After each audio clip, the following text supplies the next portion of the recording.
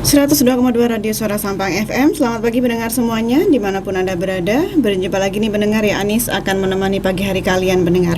Dan kali ini kita sudah memasuki program Lentera Hati pendengar ya. Edisi hari Kamis 7 Oktober 2021. Sudah hadir ya di studio Suara Sampang untuk Lentera Hati kali ini, perwakilan dari MUI Kabupaten Sampang mendengar ya. Sudah ada narasumber kita Bapak Kiai Haji Miftahul Ulum dan juga moderator kita pada hari ini Bapak Ahmad Faruk MPD. Tema Lentera Hati pada hari ini pendengar ya adalah konsep keluarga bahagia. Langsung saja kepada moderator, dipersilahkan untuk materinya. Baik, Assalamualaikum warahmatullahi wabarakatuh. Waalaikumsalam warahmatullahi wabarakatuh. Bismillahirrahmanirrahim. Alhamdulillahirabbil alamin wassalatu wassalamu ala asyrofil anbiya'i wal mursalin wa ala alihi washabihi ajmain. Allahumma shalli ala sayyidina Muhammadin al-fatih lima ulika wal khatim lima sabab. Nasiril haqqi bil haqqi wal hadi ila shiratikal mustaqim wa ala alihi washabihi haqqa qadrihi wa miqdarin. Amma ba'du, pemirsa Suara Sampang 102,2 FM yang dirahmati Allah. Alhamdulillah, puji syukur kita aturkan karena pada pagi menjelang siang hari ini kita bersua kembali di udara dalam acara Lentera Hati yang menyajikan kiat-kiat bagaimana hati kita menjadi damai. Amin. Terutama di saat pandemi COVID-19 masih belum selesai. Ya.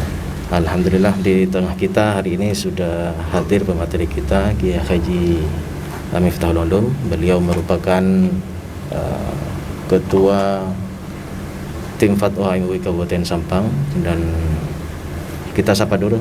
Selamat pagi Pak Kiai. Ya, selamat pagi. Ya. Materi kita hari ini adalah konsep keluarga bahagia. Ya. Ini merupakan kelanjutan dari materi sebelumnya. Betul ya.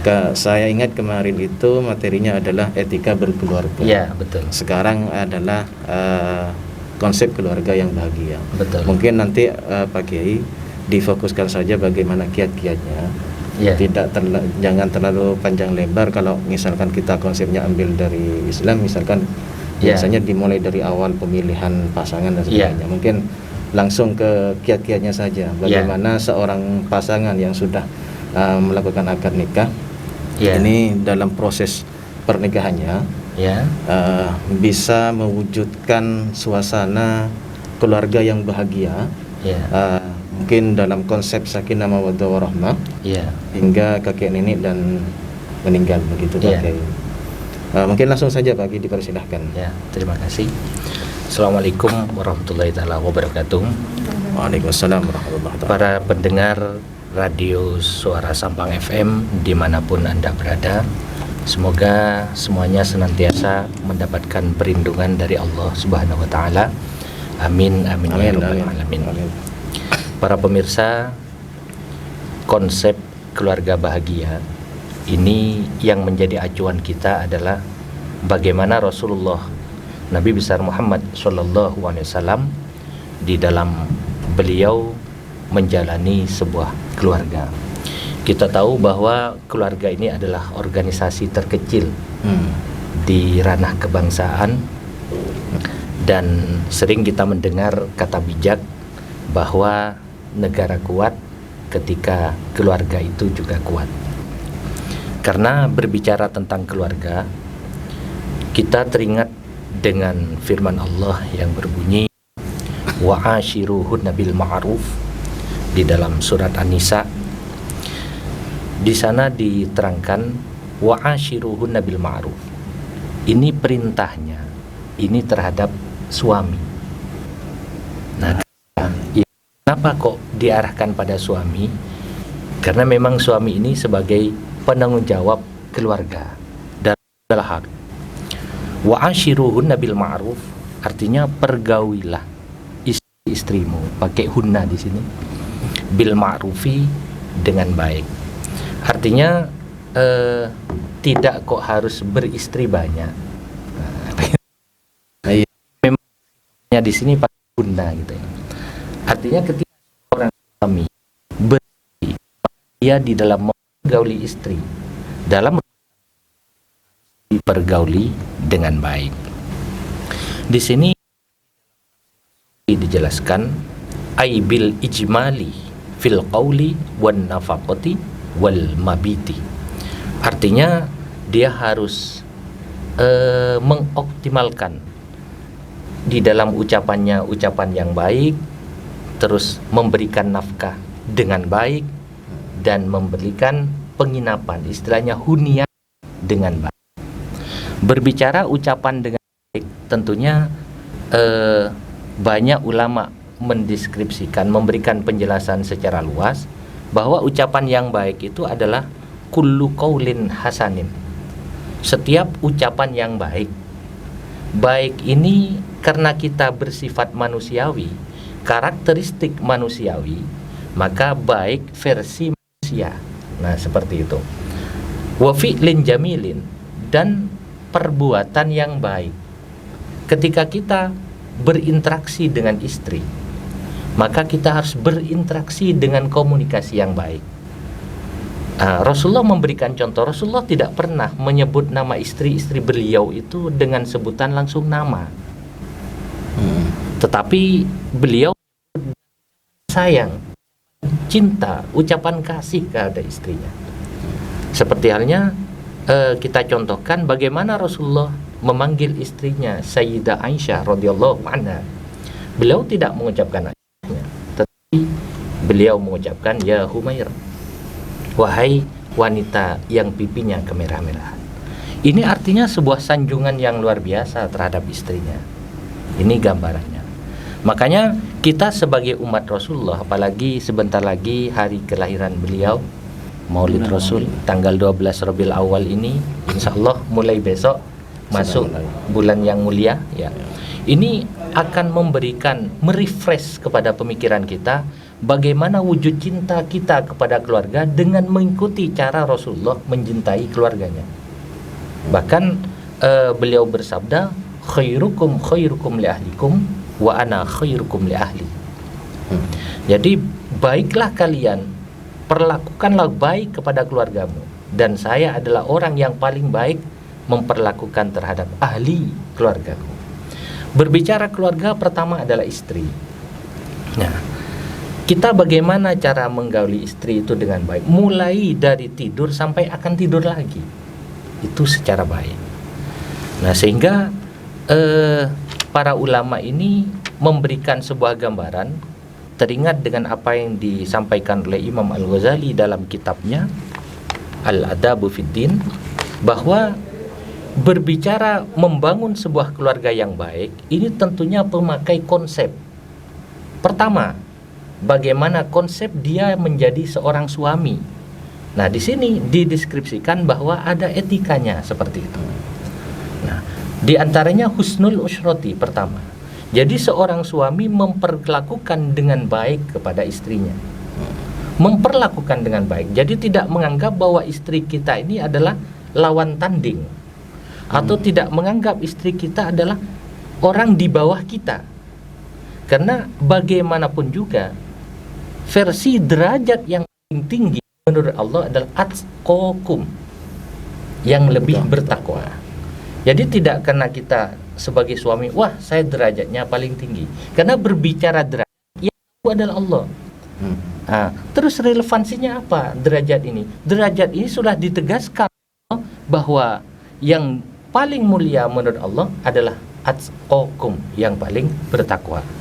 Nah, berbicara bertakwa, tentunya ini adalah tanggung jawab seorang suami, bagaimana dia mengajarkan cara ibadah dengan baik kepada istrinya. Mulai dari masalah sholatnya, kita mengingatkan kepada istri kita tentang waktu sholat, berjamaah, tata caranya sholat, ini kita ingatkan.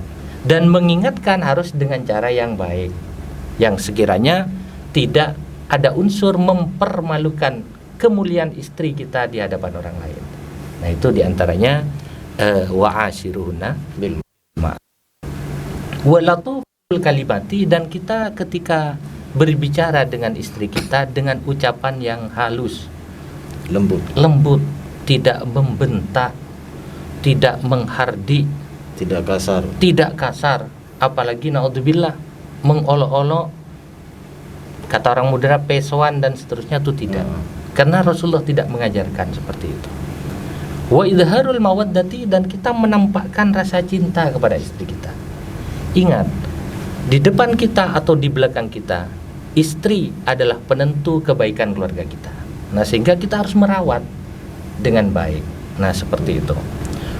Terus wal bastu fil khalwati, kita ini ketika seandainya istri kita sedang acara keluar dengan izin kita, ada acara keluar dengan seizin suami, dengan izin kita, dalam kondisi kita sendiri di rumah, kita ini harus berlapang dada, tidak ngeresulo.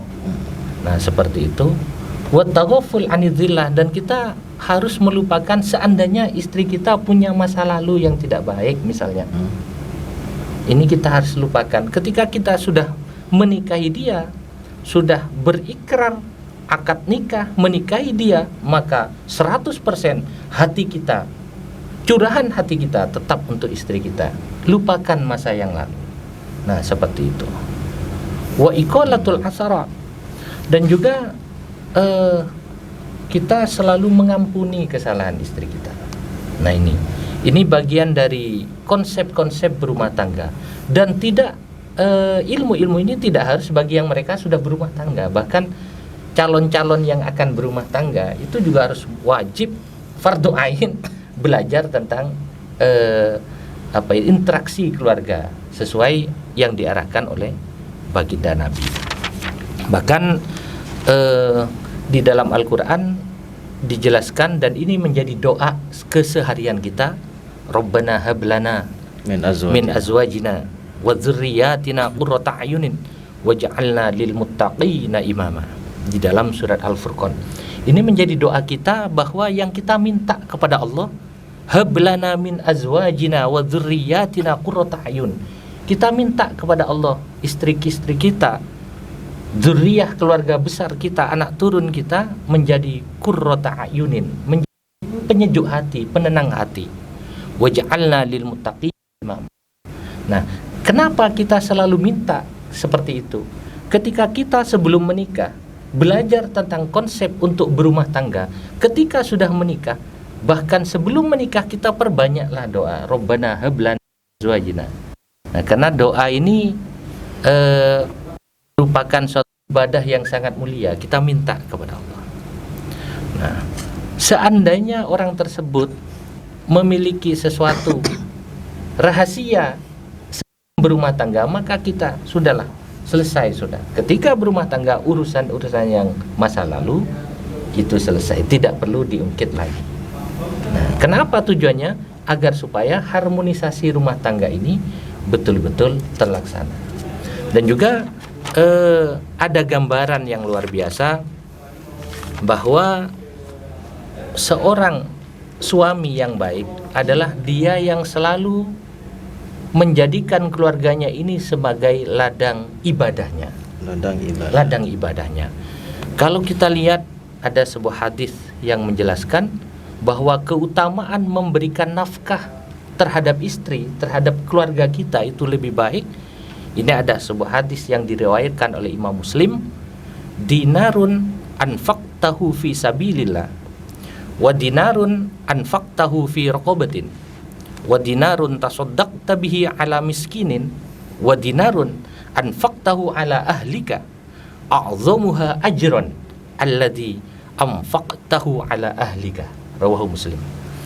Bahwa infak, menafkahkan 1 dinar fi sabilillah, untuk fi sabilillah, perjuangan di jalan Allah. 1 dinar kita nafkahkan untuk memerdekakan budak, 1 dinar kita sedekahkan untuk orang miskin, dan 1 dinar diberikan terhadap istri atau diberikan pada keluarga kita, itu pahalanya lebih besar daripada 1 dinar yang lain itu. Artinya apa? Kita lebih mendahulukan pihak keluarga kita, domestik kita, jadi pihak keluarga kita. Kenapa? Karena ini adalah ladang ibadah kita di situ. Di sisi lain, kenapa kita ketika berinteraksi sosial dengan istri ini harus dengan cara baik? Karena kita ini menjadi pemimpin di rumah tangga itu. Sedangkan pemimpin ini pasti mas'ulun an ra'iyatihi, pasti akan dimintai pertanggungjawaban oleh Allah Subhanahu wa taala. Oke, dan Ustadz ini sudah ada beberapa pertanyaan Ya, yang sudah silakan, masuk silakan. di WhatsApp Ya. kita. Oke, yang pertama ini dari Amel. Assalamualaikum, saya Amel di Raja Wali. Izin tanya Pak Ustadz, apakah setiap permasalahan atau sesuatu yang lain itu harus dikomunikasikan? Maksudnya apakah diam bukan salah satu jalan keluar? Karena ditakutkan jika dikomunikasikan akan menyakiti atau menambah konflik. Dijawab dulu, silakan Pak. Ya, Langsung saja Pak.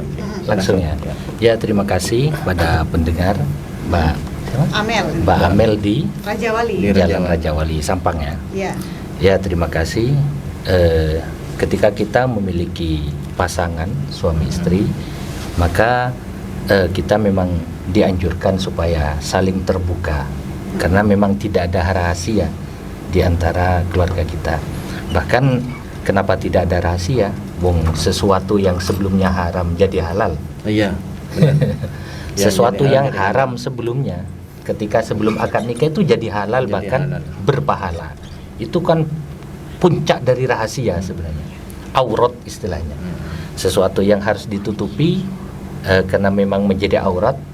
Ketika dibuka tercela, justru ketika sudah akad nikah, maka pasangan suami istri ini yang jadinya aurat menjadi terbuka sekarang. Harusnya tertutupi, Iya, kemudian wajib menjadi wajib terbuka. malah terbuka dan berpahala. Jadi segala persoalan ini memang harus dikomunikasikan dari segala hal apa saja. Karena semakin kita terbuka, bahkan maaf sekarang ini era media sosial, suami pegang handphone, istri juga pegang handphone. Nah, kita juga harus saling terbuka. Karena apa sih yang mau dirahasiakan? Wong Allah menghalalkan sesuatu yang sebelumnya tercela jadi dapat pahala, kan gitu. Iya. Apalagi urusan komunikasi. Nah, disinilah kita ini dituntut untuk saling terbuka. Jadi tidak ada rahasia, baik urusan A atau sampai urusan Z itu harus terbuka. Nah, apakah menambah konflik? Justru ini akan meredakan konflik, asalkan disampaikan dengan cara yang tepat dalam waktu yang tepat. Makanya di dalam, kalau kita baca di dalam ilmu psikologi Islam, itu ketika kondisi suami sedang capek misalnya, baru datang dari bekerja, siang-siang panas atau kehujanan, nyampe di rumah, seandainya ada persoalan internal, maka pihak istri ini menunggu suaminya ini tenang, menunggu suaminya tenang. Salah satu tekniknya. Itu teknisnya satu. Yang kedua, ketika kita dalam kondisi emosional, Rasulullah memberikan gambaran kita segera wudhu dulu. Kita wudhu, kita mengajak pasangan kita, istri kita atau suami kita, kita sholat bersama berjamaah. Nah, dalam kondisi tenang, misalnya saat itu waktunya makan siang dulu. Nah, dalam kondisi santai, kita baru berkomunikasi. Ekonomi pariwisata, agribisnis dan industri kreatif.